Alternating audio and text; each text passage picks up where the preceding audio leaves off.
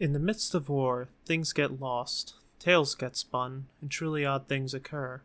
Such would be the supposed disappearance of 3,000 Guomindang soldiers.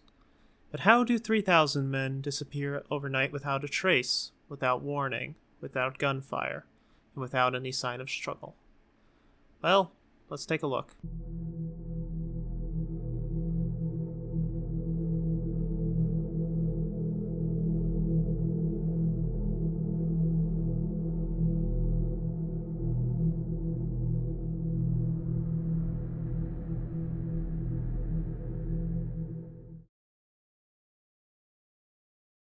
The incident started in 1937 or 1939, depending on the ever-reliable sources, when Colonel Li Fu-sen was in charge of stationing 2,988 troops across the Yangtze River in the hills of Nanjing, tasked with defending the bridge crossing the river from the invading Japanese.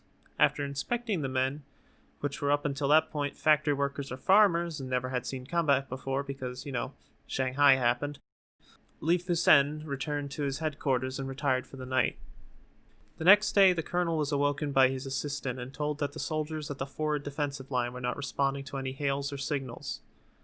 The sentries were then told to explain the situation and stated that they had not seen any movement from either side of the bridge.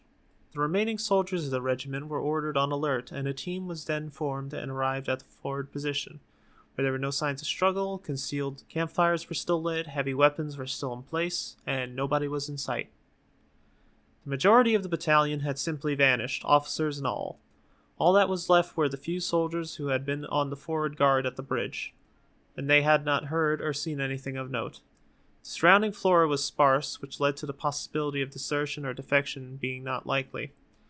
The local farmers also did not experience any interactions with the disappeared battalion. So where does that leave us? Well, there are several theories, ranging from the probable to the paranormal. Great. The first would be that the troops, unfamiliar to war, had surrendered to the Japanese and the collaborationist troops. This is unlikely, however, as the event took place after the rape of Nanjing, and the troops were well aware of the treatment of the Chinese POWs by the Japanese. This would lead to many of their deaths and does not seem ideal. Surviving records from the Wang Jinwei regime and the Japanese ones did not mention the capture of almost 3,000 Chinese troops, which would be prime propaganda material for them. The next theory is desertion, which is probably the most ground theory in reality. The mindset still stands that the troops' mind, disillusioned with the war and fearing for their own lives, they would dissolve into the countryside. This could have been done with the help of the local farmers who helped them escape and later covered for them. This could also have been the reason that it was never reported, as it would destroy the morale of the Chinese armies and prove to be prime propaganda for the enemies. There is also some tinfoil hat theories which consist of parallel universes and alien abductions, but this isn't that kind of channel. In the end, the most likely of the options is the one that makes the most sense given the evidence. It never happened in the first place. Whatever may have happened, let's hope they found peace in a violent time.